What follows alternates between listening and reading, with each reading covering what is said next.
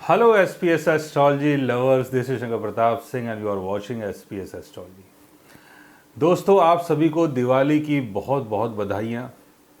और इस दिवाली में खुशियों की बरसात हो, धन का लाभ हो और पूरे साल भर आप दिवाली को अच्छे तरीके से एंजॉय कर पाएँ। मतलब दिवाली के मौके में भगवान आपको इतना सब कुछ दे दे कि वो पूरे साल तक चलता रहे। तो आप सभी को बहुत बहुत दिवाली की मुबारकबाद, बधाइयाँ और खुशियों को अपने दोस्तों के साथ, यारों के साथ, बंधुओं के साथ, भाइयों के साथ, परिवार के साथ, सबके साथ शेयर करें। बस यही दिल से दुआ है आप लोगों के लिए। और आज का टॉपिक लेते हैं। आज का टॉपिक है राहु इन जेमिनी के ऊपर। अगर राहु की प्लेसमेंट मिथुन राशि में होती है, आपके बर्थ चार्ट में होती है, किसी भी हाउस में हो सकता है ये वाला योग कि राहु अगर जेमिनी में है तो हो सकता है कि आपके बर्थ चार्ट के फर्स्ट हाउस में हो, सेकंड हाउस में हो, थर्ड हाउस में हो, फोर्थ हाउस में हो। जो 12 हाउसेज हैं, किसी भी हाउस में राहु इन जेमिनी हो सकता है। तो जब आपके बर्थ चार्ट में राहु जेमिनी साइन में होता है तो उसका क्या इम्पैक्ट हमारी लाइफ में पड़ता है। और जेमिनी को अगर आपको जानना है तो जेमिनी साइन का नंबर है 3। कहीं भी आपके बर्थ चार्ट में, लगना चार्ट में अगर 3 नंबर होता है और वहाँ पर अगर राहु की प्लेसमेंट होती है तो आज हम आपसे बात कर रहे हैं। जेमिनी साइन कम्युनिकेशन का साइन है, सेल्स एंड मार्केटिंग का साइन है। जेमिनी साइन से ये देखा जाता है कि जो भी हमारे आसपास संचार हो रहा है, संचार मतलब जब आप किसी के साथ बात करते हैं, चाहे वो इंडिविजुअल टॉकिंग हो, चाहे वो टेलीफोनिक बात हो, चाहे वो ईमेल्स के थ्रू बातें हो, कोई भी ऐसी चीज़ जो संचार को बना के रखती है वो जेमिनी साइन के कंट्रोल में आता है। तो Gemini sign journalism, sales, marketing, publishing, counselling, teaching, इन सब चीज़ों को बताता है। राहु हमारी डिज़ायर है, राहु हमारा ऑब्सेशन है, राहु हमारा हंगर है, राहु हमारा फ्यूचर है। हमारे भविष्य में जो भी कुछ होने वाला है वो राहु के कारण होता है, क्योंकि राहु जीवन में बदलाव लेके आता है, चेंजेस लेके आता है। सतयुग, द्वापर, त्रेता, कलयुग, ये जो काल बदल रहे हैं, हर टाइम जो चीज़ें बदल रही हैं, ये सब राहु के कारण है। पहले कोई चीज़ छोटी थी, फिर वो बड़ी हुई, फिर वो ख़त्म हो गई, ये राहु के कारण है। राहु यानी अवस्था, जीवन की जो भी अवस्था होती है। जैसे कोई फल होता है, पहले छोटा होता है, फिर वो बड़ा होता है, फिर वो पक जाता है, उसके बाद वो ख़त्म हो जाता है। तो ये जो अवस्था है ये राहु है। इसलिए राहु को हमारे बर्थ चार्ट में बहुत ज़्यादा खास माना गया है। अब राहु जिस साइन में बैठता है उस साइन की चीज़ों को या उस साइन की क्वालिटीज़ को राहु एब्जॉर्ब कर लेता है, यानी राहु उसी साइन के हिसाब से काम करना शुरू कर देता है। और जैसे मैंने बताया कि राहु हमारी डिज़ायर है, तो हमारी जो डिज़ायर है, हमारी जो इच्छा है, वो उस काम के थ्रू पूरी होती है जहां पर राहु की प्लेसमेंट होती है। अब यहां पर राहु कहाँ है? जेमिनी साइन में है। और जेमिनी का मतलब मैंने आपको बताया था, सेल्स, मार्केटिंग। किसी भी चीज़ को जब आप मार्केट में लेके जाते हैं, लोगों से बात करते हैं, सेल करते हैं, लोगों से वार्तालाप करते हैं, उनको समझाते हैं, उनको अपने प्रोडक्ट के बारे में समझाते हैं, ये सारा काम जेमिनी साइन का है। लेकिन जो जेमिनी साइन है वो एक ड्वेल साइन है, यानी उसके 2 नेचर हैं। और सेक्सुअल इंटेंसिटी जेमिनी साइन के अंदर बहुत होती है, बिकॉज जेमिनी जो साइन है वो कुंडली के 3rd हाउस से देखा जाता है, और जो 3rd हाउस है वो 8th हाउस से 8th अवे होता है। इसलिए जेमिनी साइन के अंदर सेंसुअल प्लेजर की जो इंटेंसिटी है वो बहुत ज़्यादा होती है। जब ये लोग किसी से बात करते हैं, चाहे वो अपना पार्टनर है, अपनी गर्लफ्रेंड है, बॉयफ्रेंड है, किसी के साथ जब ये बात करते हैं तो इनके बातों के अंदर एक व्यंग होता है।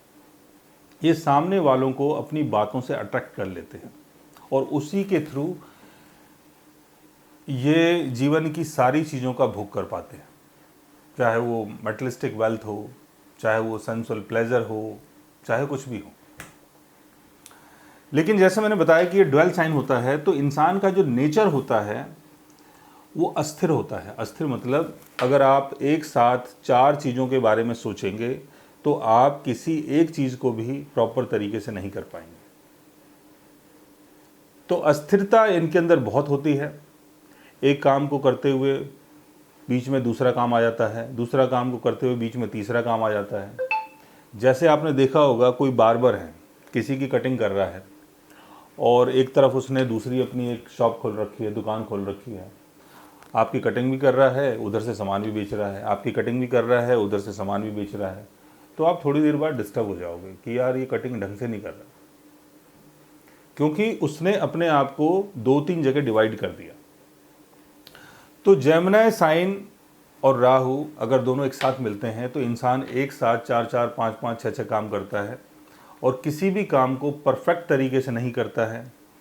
दूसरी चीज़ ये कि जब आप एक काम को कर रहे हैं, वहाँ से आपका इंटरेस्ट हट रहा है, दूसरे काम की तरफ जा रहे हो, तो दूसरे काम की तरफ जब आप जाते हो तो आप दूसरे काम में अपने आप को एडजस्ट कर लेते हो।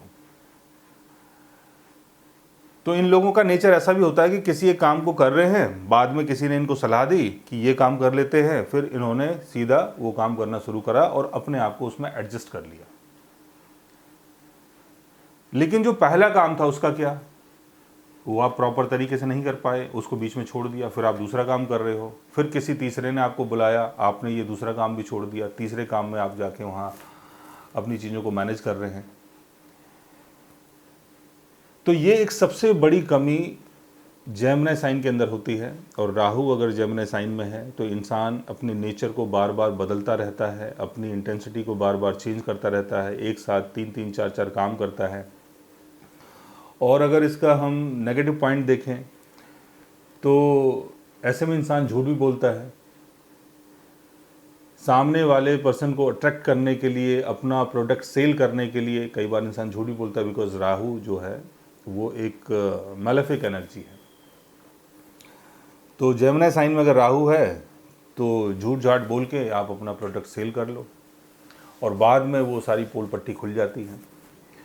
तो ये बोला जाता है कि राहु अगर जेमिनी साइन में है तो 42 की एज तक इसका नेगेटिव असर रहता है। 42 की एज तक आप जो भी काम कर रहे हैं उसमें बड़ा रिस्क होता है, आप बहुत फास्ट होते हैं, बहुत तेज़ होते हैं, बहुत स्पीड से काम करते हैं, पढ़ने में, लिखने में, बात करने में, चीज़ों को एनालाइज करने में, चीज़ों के बारे में जानने में, नई नई चीज़ों के बारे में जानने में आपका बड़ा इंटरेस्ट होता है, क्योंकि मरकरी का संबंध कम्युनिकेशन से है, पढ़ाई से है, वर्बल कम्युनिकेशन से है।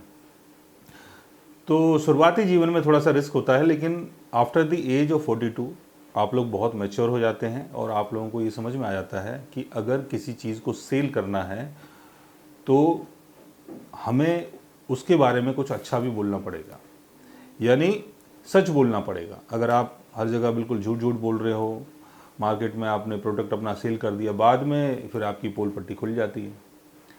तो 42 की एज के बाद इंसान मैच्योर हो जाता है, लेकिन 42 की एज से पहले थोड़ा सा रिस्क होता है। और इसमें एक दो चीज़ और भी देखी जाती है कि मरकरी की प्लेसमेंट कैसी है।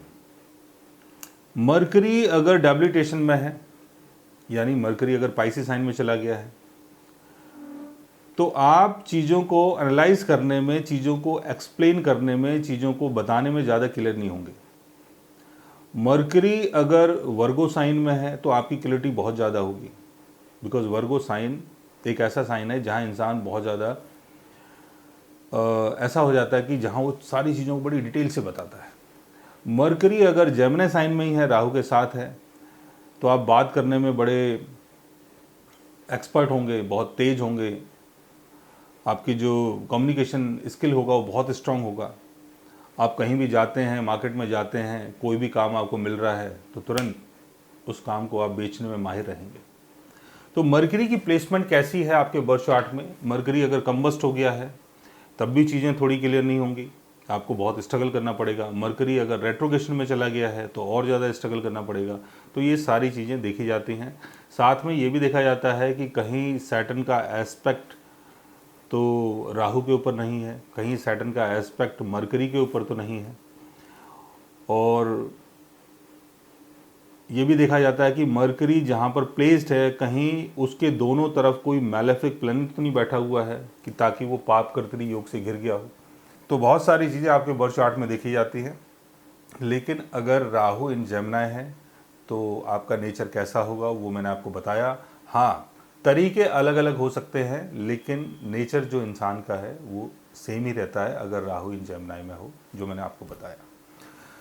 तो इसकी प्लेसमेंट आपके बर्थ चार्ट में कहीं भी हो सकती है। फर्स्ट हाउस में हो सकती है, सेकंड हाउस में हो सकती है, थर्ड हाउस में, फोर्थ हाउस में। फर्स्ट हाउस में अगर प्लेसमेंट है तो इसका बेनिफिट आपकी पर्सनैलिटी को मिलता है। सेकंड हाउस में है तो वैल्यू एंड वेल्थ इंक्रीज़ होता है। थर्ड हाउस में है तो आपके स्किल के लिए अच्छा है। फोर्थ हाउस में है तो प्रॉपर्टी के लिए अच्छा है, लेकिन शुरुआती जीवन में स्ट्रगल होता है। फिफ्थ हाउस में अगर है तो क्रिएटिव चीज़ों के लिए बहुत अच्छा है। सिक्स्थ हाउस में है तो आपकी जॉब के लिए बहुत अच्छा है। सेवन्थ हाउस में है तो आप पार्टनरशिप के थ्रू गेन करते हैं। एट्थ हाउस में है तो आप ऑकल्ट्स की चीज़ों को जानने की कोशिश करते हैं। नाइन्थ हाउस में है तो आप धर्म की पढ़ाई को पढ़ते हैं। टेंथ हाउस में है तो पब्लिक ड्यूटी के लिए बहुत अच्छा होता है। 11th हाउस में है तो मार्केटिंग के लिए बहुत अच्छा होता है। 12th हाउस में है तो फॉरेन ट्रैवल के लिए बहुत अच्छा माना जाता है। सो गाइस, आज मैंने आपको बताया राहु इन जेमिनी के बारे में। अगर आप भी जानना चाहते हैं अपने राहु के बारे में या अपने जेमिनी के बारे में तो उसके लिए आप हमारे चैनल को सब्सक्राइब कर सकते हैं। और अगर आप हमसे बात करना चाहें, कंसल्ट करना चाहें, पर्सनली हमसे मिलना चाहें तो आप हमारी वेबसाइट के थ्रू, हमारे ऐप के थ्रू हमसे मिल भी सकते हैं, बात भी कर सकते हैं, और गाइस आप हमसे कंसल्ट भी कर सकते हैं। So guys, take care, love you all and good bye.